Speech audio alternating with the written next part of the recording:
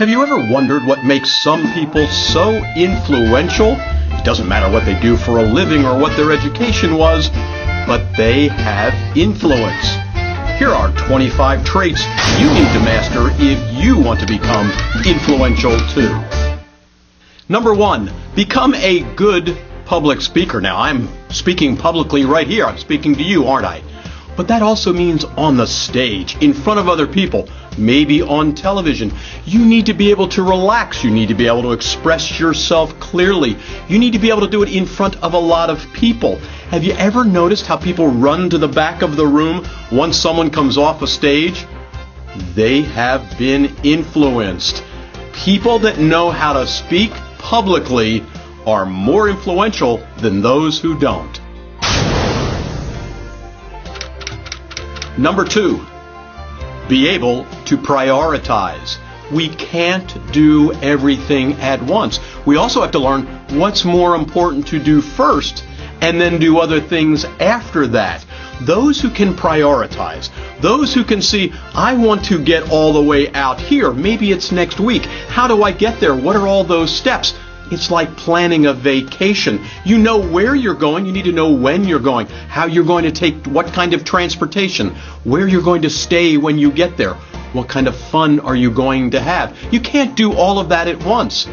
I say to my mother all the time, she's in the medical wing in her retirement community, one thing at a time, Mom. She gets tired of hearing that from me. But isn't it true?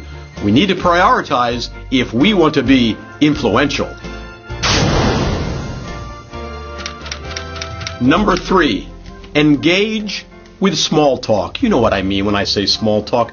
Being able to relate to someone individually. Something like, so how was it this weekend when you and your family went down to the shore? Did you have a good time? And be interested. That's the key. Be interested in that other person. If all you're trying to do is get your point across to somebody else, if all you're doing is waiting to speak and you're not listening, my grandson always says he's got to put his listening ears on. You need to put your listening ears on too. So we need to be able to engage with small talk so people know that we care about them. That raises you up in their impression of you and you become more influential. Number 4, remember details. Now I have to tell you, for me, that's a difficult one at times. I'm one of those guys that go, you know that actress in the movie, she had the long hair and there was a swimming scene and the guy who... That's when my younger daughter says to me, Dad, use your nouns. Okay, am I so busy that I'm starting to forget things, or am I getting a little older and they're just not sticking up here the way they used to? But details about what you do, who you are, what the other person does, those are important. Like I know that 97% of people will go check you out online once they know who you are. The big trick is to make sure that we can get you out there so that you can be found. You can then engage and build a follow-up system. So you need to be good at details. I'm working hard at doing that. You need to be good at remembering details. Number 5, smile. You know, so many people forget. We get so serious. We think that we have to be so businesslike. Do you know that the number 1 reason that people click on somebody else to connect with them, look at LinkedIn, look at Twitter, is a nice smile. It's inviting. That smile says, come in. I welcome you. I want to talk with you. I want to share things with you. If you're scowling at people all the time, and I have to watch that on video, I see myself, I'm making presentations, and I'm talking out to the crowd, I have a tendency to get very serious myself. So lighten up, smile. You'll be more influential that way. Number 6, persuade people. How do we persuade people? That's really difficult. But for us to be influential, we need to be able to persuade people. What's the number 1 ingredient to persuade people? They have to trust you. Yes, they have to know, like, and trust you, but to be able to persuade them says, this is where I've been before, this is where I'm going, this is what you can enjoy. So follow me. That's persuasion. So to be influential, it's real important to be able to persuade people. Number 7, show confidence. What is confidence? You know, if we all knew what it was and we knew how to turn it on, wow, would we be making a lot of money because of that. What is confidence? Confidence is knowing that you have faith in yourself that what you're doing is going in the right direction. I have a lot of confidence in myself. I work hard at that. Am I right all the time? No. One of the things that I've done a lot of over the years is direct theater. You'll never forget how to spell this word again once you understand this. It's rehearsal. Rehear. I would look at things up on the stage and I'd see that actor going there, that actress going there, and I'd say, that's terrible. Who directed that? I did. So I've got to redo it again. I've got to show the confidence that I can step up there and say, I was wrong. That didn't work. But I still have the confidence in where I'm going is the right place to go. Part of that comes from studying where you want to go before you head out to go there. But to be influential, you need to show confidence. Number 8, to be influential, you must convert. What does convert mean? That means taking someone who is interested in who you are. They've raised their hand to say, I might be interested in acquiring what you have, but then you must convert them into being a customer, client, or patient of yours. It doesn't do any good. If no money exchanges hands, you're not in a business. You're just out there having fun. It's okay, go have fun. But to have a business, you must convert people. So you must be influential with those people, and you must be persuasive with those people. Because you need to convert people to be really, really, really influential. Number 9, set expectations. So many people are nervous about doing that. They feel that they are then forcing themselves on somebody else. Well, they're not. What you're doing is you're saying, this is where we need to go and by when. I often say that the deadline drives the deal. That's an expectation. Please return this to me by next Friday at noon. Look how specific that is. Specific day and time. You don't want somebody getting it to you at midnight. What do you think would happen if the IRS said, just get that in whenever you want to? I don't think you would send your taxes in. They need to set that deadline. The deadline drives the deal. So it's real important. Set the expectation, the quality expectation, the deadline, how much is to be done, who is to do it, what you want to have returned to you. Set that expectation and you will be on your path to being more influential. Number 10, Energize.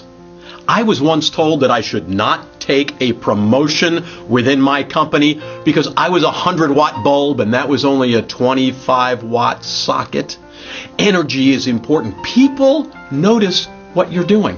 They see if you have energy. They see if you really believe in what you're talking about. Energy goes a long way. Don't be overbearing. Don't force yourself on someone, but to show someone that you have energy, you believe in what you're talking about, that goes a long way to being influential. Number 11, use good body language. What is body language anyway? Well, if someone came up and was talking to you and you looked at them like this, or if you're at the other side of a table and you do what they call log cabin and you go like this, that says you're blocking. You're trying to keep whatever it is that they're giving to you away. You need good body language. Sometimes it's just sitting up. Sometimes it's mirroring somebody else. They sit back a little bit, you sit back a little bit. They lean forward, you lean forward. And that's mirroring. But sometimes if you just lean in a little bit and use that to say, you know what? Here's some good information that you need.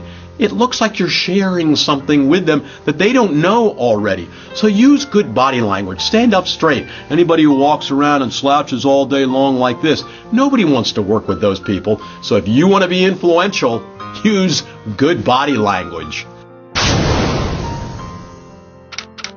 Network. That's both a noun and a verb, and they're both important. You need to network, you need to connect one to another, and you need to have a large network. My father often said that the real estate business, where he was a world-famous, world-class real estate appraiser, that in the real estate business you must know everything about the business and 1 million people to be able to make all that work. Well, we need to build a network of people. We can't do everything by ourselves. I have a friend who says all the time, no one is as smart as all of us that are there together. So when we sit around the table, we know that the ideas we get from other people makes us smarter because they share their backgrounds, their knowledge, their education, their practical ability to help us. So build a network. I do a lot of marketing. I do a lot of video marketing. If I have to go off and do something in Salesforce, I'm not the guy to do that. I call on my buddy to do that. He knows Salesforce. It's not my strength. If I do something that I'm not good at and I don't do very well with it, you think someone's going to hire me again to do what I am good at? No, they're going to assume I don't know what I'm talking about. So stick with what you're really good at, build your network, continue to network, and you'll be more influential. Number 13 on the list is multitask. Well, you know what? This is where I'm going to totally disagree. I don't believe we do multitask. I don't believe anyone can do it effectively. What I would suggest is block. Block your time. Concentrate on something for a short amount of time or a longer amount of time and only work on that. Then work on something else. If somebody wants to do business with me, for instance, they must schedule an appointment to chat on the phone. I don't take phone calls, just a call coming in and interrupt what I'm doing. No, it's going to take me so much longer to get back to what I needed to do. And if they were my client calling me, they wouldn't want me to be interrupted by somebody else either. So don't multitask. Don't do 12 things at once and you're going all over the place. I had somebody come in one time and say, you want to be a star salesman? He said, no, you don't. You don't want to go from here to here to here to here to here. No, block your time.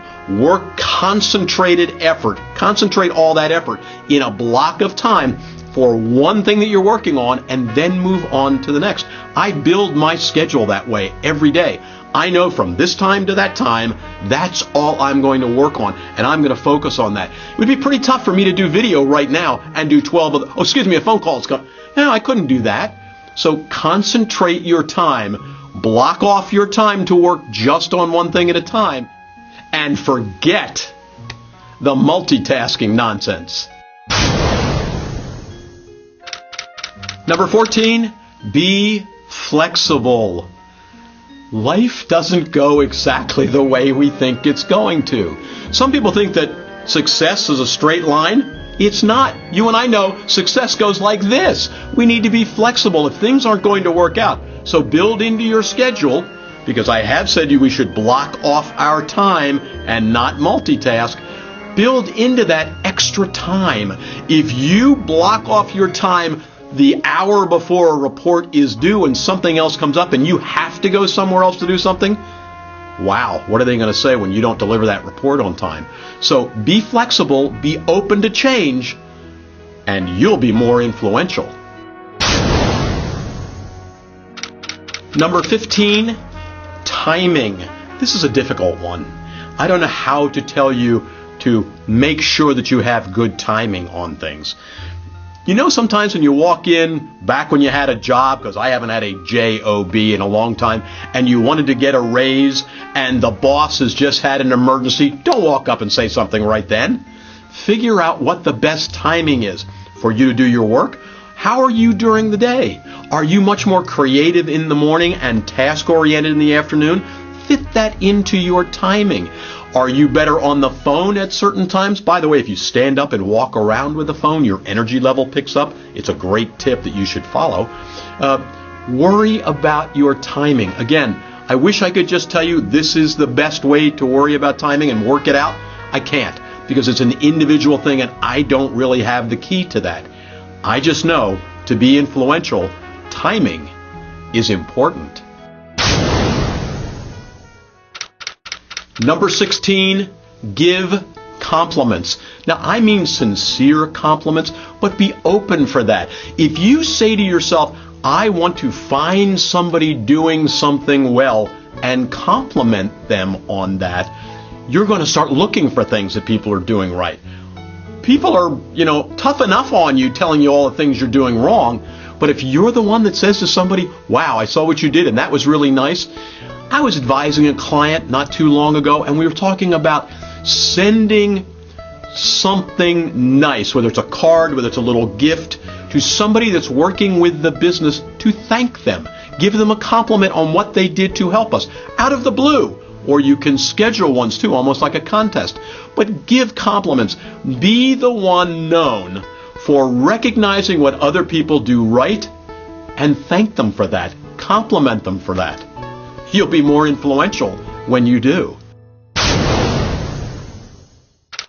Number 17, use technology. Now, I really don't mean have every little gadget that you have. Have your phone. I always said that I would use a phone only when it was small enough to go in my shirt pocket, which it is now, and it would do my laundry, which it won't do. I still have to I do the laundry at home. But use technology. It's there to speed us up. I remember a time that I did an assignment with my father back in my real estate days. He was still worrying about how to put things into his calculator. I was using the computer. I was much faster than he was. I could make sure that we could go back and look at it 2 or 3 times for the one time that he could do something on his calculator. So use the technology, whether it's the internet, whether it's video like this, whether it's using your cell phone to do video or your calendar to keep you up to date.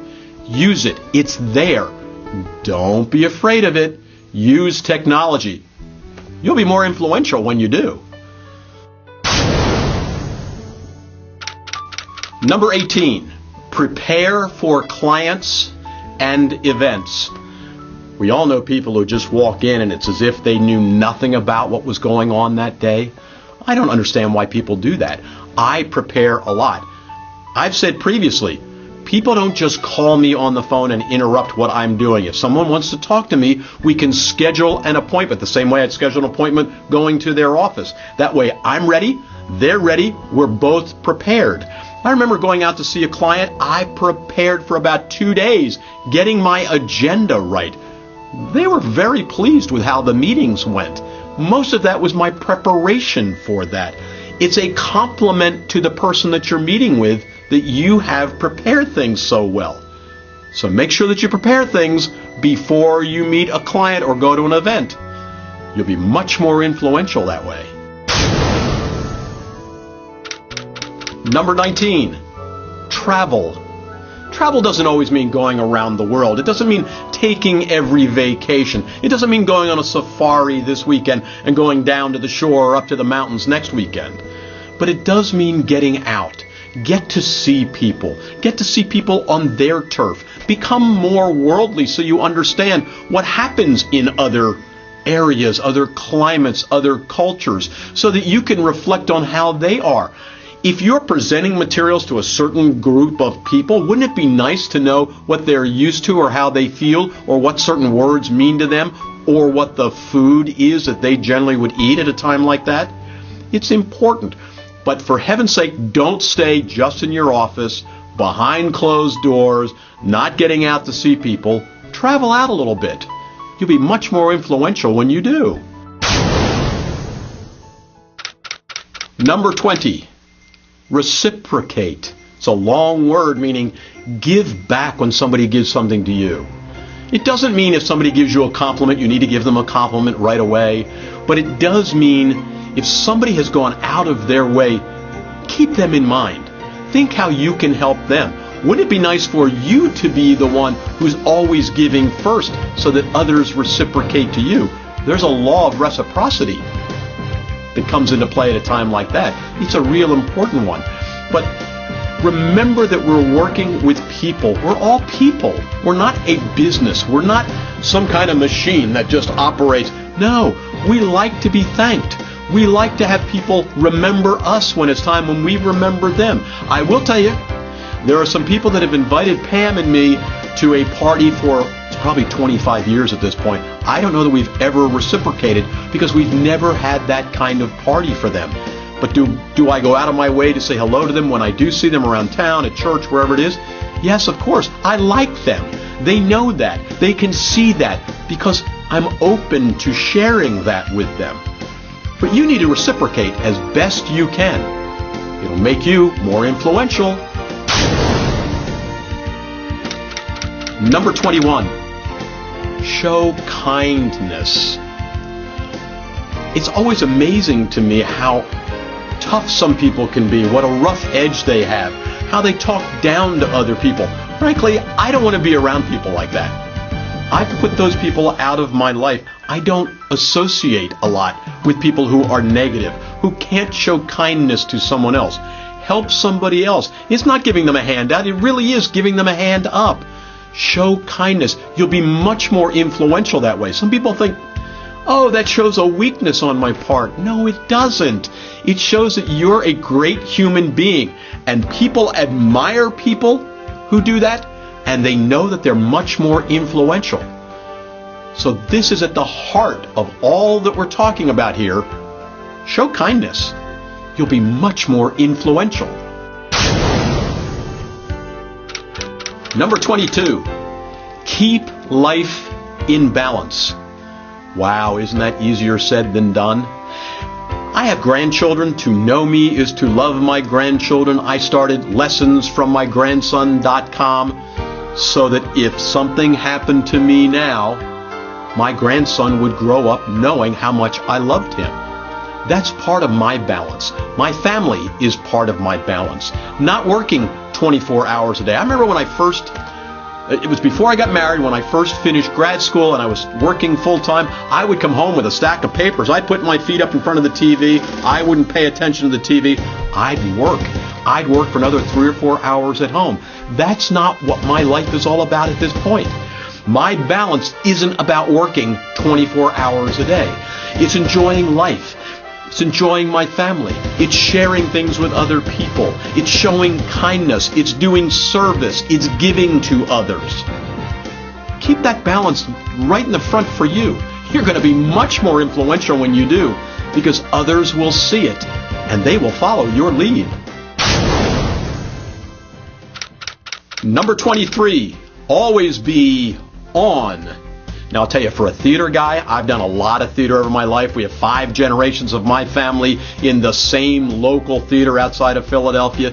To be on stage, to be ready, to be performing, comes pretty naturally to me. You can tell that I prepared for what we're doing here, and I'm on. I'm showing things the way I want to show them. I'm giving expressive ideas and presenting them out there to you. It's important to do that everywhere you go. People are watching. They get a sense. It doesn't mean you need to be the show-off. It doesn't mean if you're in the audience watching somebody else that you need to be the center of attention. But be on. Be on guard to show your kindness. Help someone else. Help them up. Give them an idea. Give them a boost. Be on, and you'll be more influential. Number 24, give and take constructive criticism. Most people are pretty good at dishing it out and not so good at receiving it back. Those who are really influential, those who are confident in what they're doing, they can take some constructive criticism.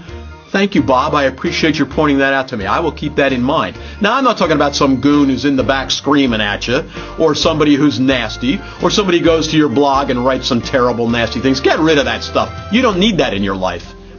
But those that you're working with, those that you're able to give some constructive advice, some help to them, be ready to take it back. We're all better when we can listen to each other, learn from each other, and get new ideas. That constructive criticism. Maybe you were too loud. Maybe I was too loud. Maybe I was too on at that point. And somebody can point that out to me. I admire that in other people who can tell me in a way that I can accept it, that maybe I wasn't acting the way I should have. I could take that constructive criticism, or the report I gave, they wish there had been more, or the video I did, they wish there had, whatever it is. So help other people, give that constructive criticism, and be ready to take it back if you want to be influential. Number 25, develop and use your backstory. What's your backstory? What happened before? How did you get here? Well, I often say to people, little did I know when I was 6 years old, sitting on the stage licking a lollipop in my first theatrical production, that I would grow up to use those skills to help people through video marketing, through my consulting work. You see how that begins a backstory? I happen to like little did I know. That comes as close to once upon a time as I want to come. So use your backstory. Let people see who you are. Maybe you had a very difficult childhood. Maybe you grew up studying opera in New York City at the feet of some of the great, whatever the story is. Let them see who you are. It'll be fascinating to them. It will show them why you present yourself the way you do. Use that. Develop it. Make sure it's out there. There's a whole video that I created years ago that shows some of the reviews of me, shows me growing up as a little kid, shows what happened on stage, shows how I got where I am. There's no secret of why I can do video now. I started directing 3-camera pickups in that theater when I was 11 years old. I had a buddy there, he became a buddy, but he was a scientist for Dupont whose job was to invent VHS tape. Bob Kerr helped me a lot. There's no surprise that I know what I'm doing here. So use that backstory. It helps people understand who you are, and it will make you much more influential.